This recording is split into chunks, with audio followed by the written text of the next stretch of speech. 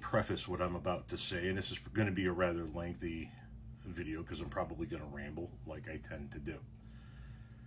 I did not want Joe Biden to drop out of the race. I still think it's an extraordinarily risky move. Having said that, I am more than pleasantly surprised with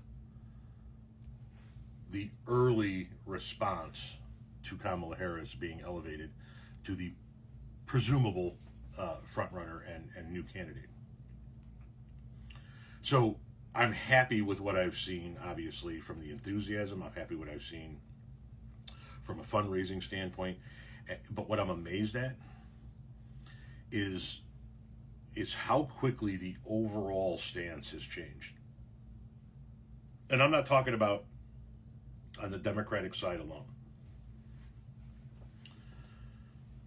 A week and a half ago, the Democratic Party was in shambles. We were arguing amongst ourselves. I was telling creators that didn't want Joe Biden to remain in the race that I thought that was a terrible idea, and other creators were telling people like me, no, he needs to get out of the race, and we were fighting amongst one another. And the Republican Party was coming out of its convention, albeit not unified. I mean, keep in mind, Mike Pence wasn't at the convention, Bush wasn't at the convention, Mitt Romney wasn't at the convention. The last Republican president that's still alive outside of Donald Trump wasn't at the convention. Donald Trump's own VP wasn't at the convention. The last VP pick and a nominee that lost wasn't at the convention. So they're not unified either. Let's just put that out there. But the Democratic Party looked like shit. Then Joe dropped out. Kamala got elevated rapidly to the frontrunner status. She received all of the endorsements that she needed to receive. She received a shit ton of money. And now the Republican Party looks like it's fucking up fast and picking up steam.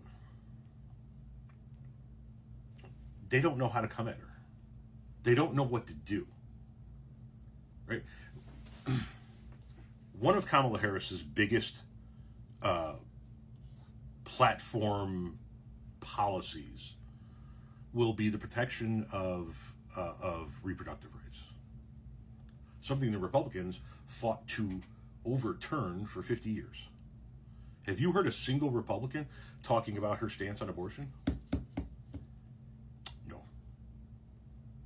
Because they know that that's a losing argument for them. Donald Trump's one of the dumbest, if not the dumbest president we have ever had in the history of this country, but he's smart enough to understand that the abortion argument is sinking him. And he can't talk about it the way he wants to talk about it because it's a very unpopular position. So you haven't seen the Republicans attack her on her position when it comes to reproductive rights one bit since she's been elevated, even though that's going to be one of the biggest sticking points for her.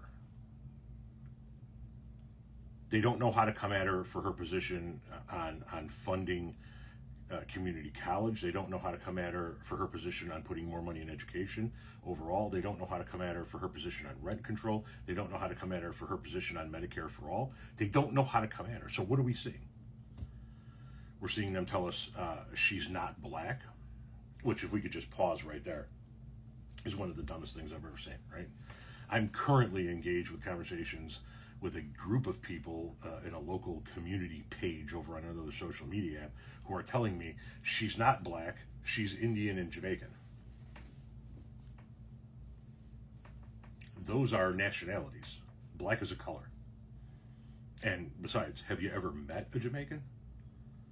I've been to the country 3 times. It's my favorite destination to vacation. And believe me when I tell you, while there are white Jamaicans, see the people who own sandals as an example. A vast majority of that country is black, my friend. But you're arguing nationalities over skin color. Now, if you're colorblind, that's one thing. But clearly, she's a black woman, right? This goes back to the racist tropes with Obama, right? He's half white. Why does he say he's black? Why? I'll tell you why. Because if Obama was never in the public eye, if you didn't know who Obama was and you were sitting in a bar one day and Obama walked in a pair of jeans and a t-shirt and sat down at the bar and started drinking, there is nothing about him visually that would make you think that he had a white mother or any white DNA in him whatsoever. Because he's a black man. Anyway, we're seeing them attack her over how black she is or is not.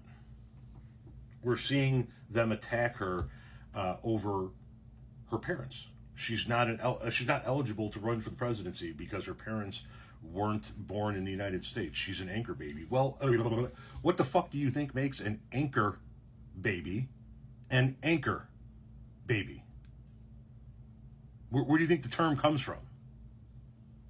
The baby is able to anchor the parents to the United States because the baby being born in the United States makes them automatically a U.S. citizen regardless of their parents' immigration status.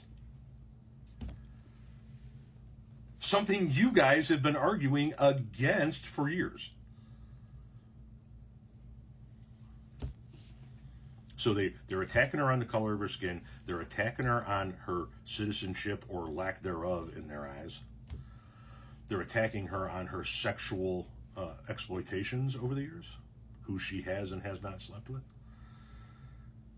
Yeah, that's right. MAGA wants to have a conversation about who Kamala Harris has slept with. Can't make it up. Cannot make it up. They want to look at you and go, she's promiscuous. She slept her way to the top. Where's the substance? Where are the policy arguments? Where are the attack ads and the lines in the conversations in the various chat rooms and comment sections from all of the MAGA crowd about her policies? They don't know what to do. They don't know what to do, and so they're reverting to what they know best. Racism and sexism. A bit of misogyny sprinkled in on top. They're reverting to what they know. And until the powers that be, until the Trump campaign and the Fox Newses and the OANs and the Newsmax and the Laura Ingrams and the Sean Hannitys, until those people tell them what to be pissed off about at Kamala Harris, that's all they know. Well, she's a black woman. She's a DEI hire. They have no idea what to do with her.